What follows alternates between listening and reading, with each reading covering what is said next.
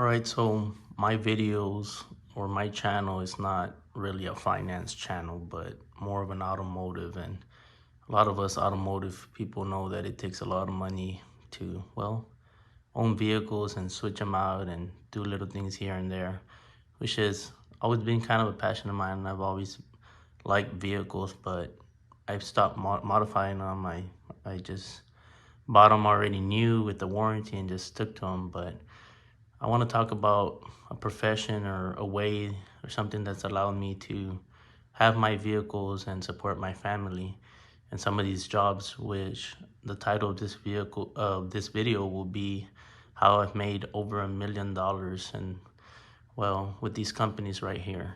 And it's not with a business, it's not with any added stress of well, I'm a commercial truck driver, CDL, and I don't own my own business, but also these are local jobs. I'll put the hashtag. I'm not gonna put the name of these companies that I've worked for, but just by the color of the uniforms, maybe some people will recognize them. But the companies that are very similar and that are local, that pay pretty well, and well, they're the food service, the beverage, the LTL, which is the less than truckload, all those companies, they're local and they pay good. And of course, also you have your FedEx and UPS that pay extremely well without college degrees, but those it's very hard, extremely hard to get into. And I'll go into some of the benefits that I like about these companies right here that you're seeing, both of them, the top one and the bottom, is that you go in really early in the morning and yeah, you're gonna put in some hours, but for the most part, you're gonna be out within, maybe 5, 6 in the afternoon. So you have time to spend with your family. And some of those UPS, FedEx, and those other less than truckloads, well, they start at 8, maybe later, and they work till 8 or 10 at night. I've seen them. So it's just their schedule. I've never really liked that about that. And these right here that you're seeing, what I've done, how I've made over $1 million is been over the course of 15 years working for these companies. I did a year and a half with the one on top, and I did 13 and a half years with that uniform in the bottom, and I'm currently now trying something new. I've moved away from the food service. I'm going into now the beverage delivery, and well, I won't put what company that is, just to protect myself from the social media. They don't really want us posting stuff on social media. But yeah, these companies also, when I first started, the one in orange was paying back in 2000, was it 6 or 7, around that age. I was paying 55,000, and I'm from Texas, from an area where the cost of living is not very high, so that was big money, and they have good benefits. That's something very important, and I've told a lot of people over the years that I've trained, drivers that I've trained, hey, it's not all about just the pay, it's the benefits, because me, myself, and at a very young age, I was in the hospital for a month, and I remember them giving me a bill when I didn't have health insurance in that time, which was $100,000, and I was like, wow, how am I gonna pay this? Just extremely, and now it's just so much more, right? So I've always tried to just find a job that has benefits, and the one that you see on the bottom, that one kind of, I was ranging around 70,000 a year, but the company would say like they would pay an additional 30,000 per employee to be able to give us the benefits that we had, which were for retirement, for health insurance, dental, vision, life insurance, all that kind of stuff. So in reality, it was like they were paying us $100,000 per employee, right? And honestly, I would have probably still been working for that company that we see in the bottom, had I not been terminated. But that's a whole another story. I'm not gonna talk about that. But yeah, I feel like I was wrongfully terminated, but we'll just leave it at that. But I'm very grateful to God, and that I got another job, and that I can still provide for my family. And well, I have nothing bad to say about that company. honestly just feel it was more of a local management thing. But it's just they've been good companies, both of them. A lot of these companies that I'm going to mention, it, if you want to make this kind of money, I'll give you some of the pros and cons. It's I remember something my brother told me when I first started in this industry. It was like, man, bro, I don't care how much they pay you. I'm not gonna be waking up at 4 in the morning or at sometimes even 1 in the morning. And yeah, that's the hard part, right? It's the hours, but for the pay, for the areas where you're at, I just felt like, it was pretty good. And that's how I managed to do it for 15 years. And we'll see how much longer we can continue to deliver. But yeah, so you go in, at 4:30, 5:30, but this is really something that anybody can do, I feel. And the reason why I'm also making this is because on my analytics on my channel, I see there's a lot of people that are interested in the content that I'm posting on my F250. It's 20 when you're 20-year-old, a lot of them like over 60%. So maybe you're in a situation where, I don't know, you want to make a little extra money, and you've been thinking about maybe changing a job. And well, it's not really that hard to get a commercial driver license and to drive around and to be local. But yeah, if you're okay with waking up early, and well, you might have to be going to bed around 10.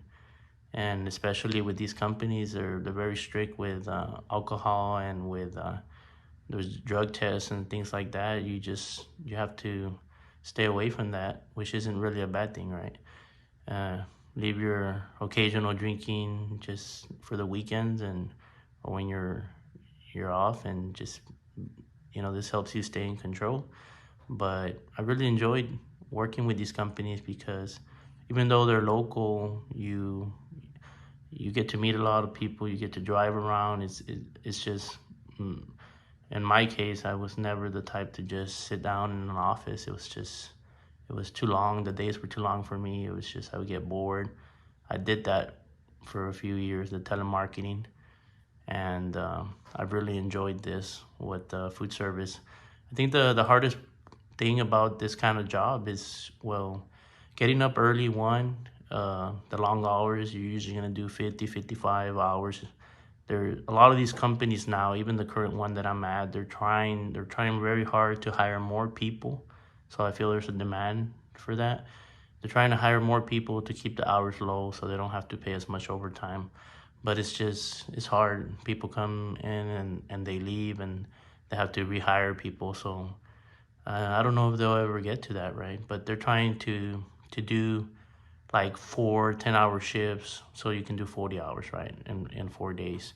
That's what some of these companies are promising or wanting. But yeah, it used to be, for the most part, between 50 55 hours. That's your normal weeks. And I remember when we were shorthanded, we had quite a bit of 70-hour work weeks, which the time the half was good. But everybody, I don't care who you are, like a lot of the drivers thereafter, like being constantly working that overtime, it was like, okay, the money's not worth it, right? Because the more money you make, the more money you spend. So that's just how it is, right? But yeah, this I guess in the comments, maybe you'll start seeing some of the people. I'm gonna put the hashtag of some of the companies that are very similar throughout my years of driving around and meeting different people.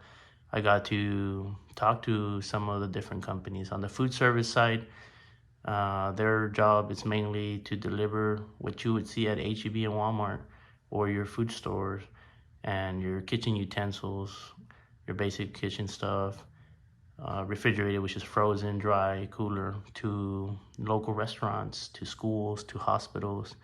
That's what the food service delivery is on this side. Anywhere from 15 to 24,000 pounds, and you just load it up on that hand cart right there that has a weight limit of about 500 pounds.